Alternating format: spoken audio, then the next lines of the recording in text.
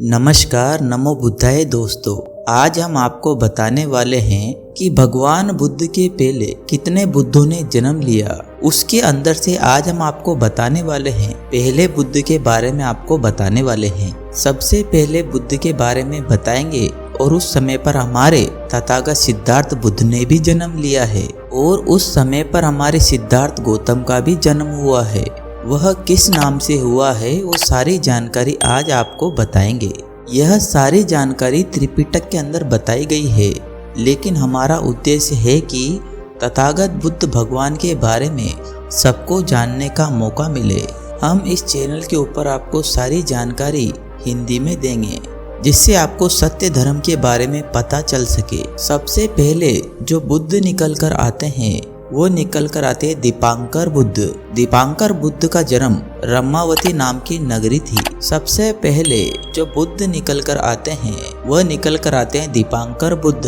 दीपांकर बुद्ध के समय पर रमावती नाम की नगरी थी। उसी नगरी के अंदर दीपांकर बुद्ध का जन्म हुआ था। दीपांकर बुद्ध के पिता का नाम सुदेव था, वह एक क्षत्रिय थे, और दीपांकर बुद्ध भगवान की माता का नाम सुमेधा था। दीपांकर बुद्ध के सुमंगल और तिप्पे नाम के दो प्रधान शिष्य थे और दीपांकर बुद्ध के अग्र श्रावक का नाम हजूरी था। उस समय पर दीपांकर बुद्ध की दो अग्र श्राविकाएं थी, जिनमें से एक का नाम नंदा था तथा दूसरी का नाम सुनंदा था। यह दो अग्र श्राविकाएं थी। दीपांकर बुद्ध की जो बोधि वृक्ष था वह पीपल का वृक्ष था। महामुनि दीपांकर बुद्ध का शरीर दीप वृक्ष की तरह 80 हाथ ऊंचा था और प्रतीत महान साल वृक्ष की तरह शोभा देता था। इस समय पर हमारे सिद्धार्थ बोधिसत्व का जन्म आज से असंख्य एक कल्प पहले अमरावती नगरी में उनका जन्म हुआ। उस समय पर हमारे सिद्धार्थ बोधिसत्व का नाम सुमेघ था। उस समय पर सुमेघ ने एक राजघराने में जन्म लिया और सुमेघ राजकुमार के माता पिता बचपन में ही उन्हें छोड़कर मर जाते हैं। और उस समय पर सुमेघ उत्तम सौंदर्य से युक्त था और काफी सुंदर लगता था, और उस समय पर कोई काम ना करके ब्राह्मणों की विद्या सीखी थी। और उस समय पर खजांची बाई खाता लेकर सुमेघ के पास आया और सोना चांदी मोती आदि की भरी टोकरियां खोलकर कहने लगा, आपके पास इतना माता पिता का धन है, दादा परदादा का धन है, यह आपके 7 पीढ़ी का धन है, लो कुमार इसे संभालो। उस समय पर कुमार सुमेघ पंडितों की पूरी विद्या सीख लेने के कारण उनका नाम सुमेघ पंडित कहा जाता था। और सुमेघ पंडित ने सोचा, इस धन संग्रह को मेरे पिता पितामह आदि परलोक जाते समय एक भी पैसा नहीं लेकर गए, लेकिन मुझे इसी साथ लेकर जाना चाहिए। और उस समय पर कुमार सुमेघ ने पूरे राज्य के अंदर ढिंडोरा पिटवाया और पूरे राज्य के समूह को दान दे दिया। पूरा धन राज्य के अंदर दान देकर साधु हो गए और भिक्षु बनकर तपस्या के लिए हिमालय पर्वत निकल गया और सारी तपस्या को परिपूर्ण होकर इस प्रकार तपस्वी सुमेघ एक दिन समाधि में सुख बिता रहे थे। उस समय तपस्वी सुमेघ अपने आश्रम से उठकर लोगों के सिर के ऊपर से आकाश मार्ग से जाते हुए देखते हैं कि नगर में एक सजावट का काम चल रहा है, और सोचा कि इसका क्या कारण हो सकता है।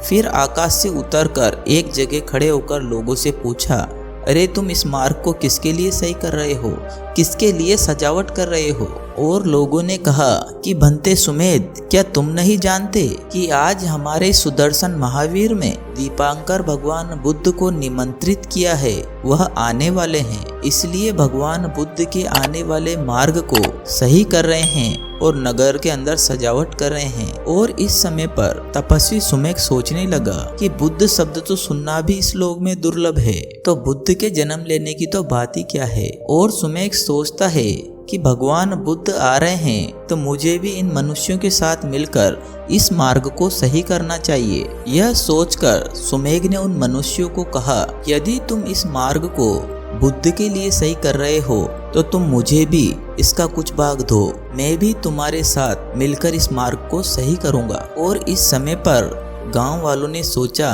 कि तपस्वी सुमेघ तो दिव्य शक्तिशाली है, और गांव वालों ने सुमेघ को एक रास्ते के अंदर उबड़ खाबड़ और पानी से भरे हुए स्थान को सही करने के लिए दिया। और सुमेघ ने सोचा कि मैं इसे अपनी शक्ति से साफ ना करके मैं इसे अपने शरीर के योग बल की शक्ति से सही करूंगा और इसलिए मुझे आज अपने शरीर से परिश्रम करना चाहिए। इसके बाद सुमेघ उस स्थान पर बालू रेत लाकर उस स्थान पर फेंकने लगा और वह इस स्थान को पूरी तरीके से सही भी नहीं कर पाया था। और इस समय पर भगवान बुद्ध 6 अभिज्ञाओं से युक्त 4 लाख महाप्रतापी अरहंतों के साथ उस रास्ते पर आ जाते हैं। और सुमेघ उस समय सोचता है कि मैं भगवान बुद्ध को कैसे कीचड़ भरे रास्ते से जाने दे सकता हूँ। और वह क्या करता है, उस कीचड़ भरे रास्ते पर लेट जाता है और वह भगवान बुद्ध से कहता है कि भगवान आप कीचड़ पर पैर मत रखिए, मेरी पीठ के ऊपर से पैर रखकर निकल जाइए। इसके बाद भगवान दीपांकर बुद्ध आकर तपस्वी सुमेघ के सिर के पास खड़े हुए और अपनी दिव्य दृष्टि से आंखों को खोलकर कीचड़ पर पड़े तपस्वी सुमेघ को देखकर दीपांकर भगवान बुद्ध कहते हैं कि आज से 4 असंख्य 1 लाख कल्प के बाद तुम बुद्ध होंगे। इसके बाद में दीपांकर बुद्ध मंडली के बीच खड़े होकर कहते हैं, देखते हो ना, तुम कीचड़ में पड़े उग्र तपस्या करने वाले तपस्वी को यह एक बुद्ध अंकुर है। यह बात सुनकर दीपांकर भगवान के साथ सभी देव मनुष्य प्रसन्न हुए और उस समय पर देवताओं सहित 10,000 ब्राह्मण घोषणा करते ही सब ताली बजाने लगे और हाथ जोड़कर प्रणाम करने लगे। आज से 4 असंख्य 1 कल्प बीतने पर गौतम नाम से बुद्ध होगा। उस समय पर इनका निवास कपिलवस्तु नामक नगर होगा। माया देवी इनकी माता होगी और शुद्धोधन राजा इनका पिता होगा। तो यहाँ पर दीपांकर बुद्ध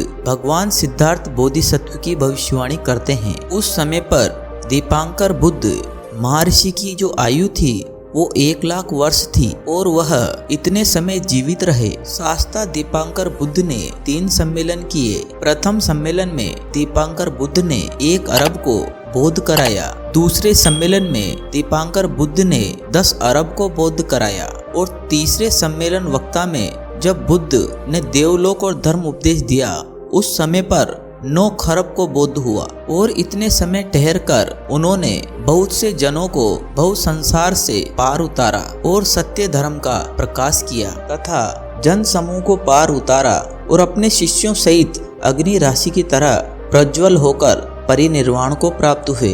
तो यह हमारे बुद्ध भगवान से पहले बुद्ध की कहानी निकल कर आती है। दूसरे बुद्ध की कहानी आपको हमारे इसी चैनल पर जल्दी ही मिलेगी। नमो बुद्धाय।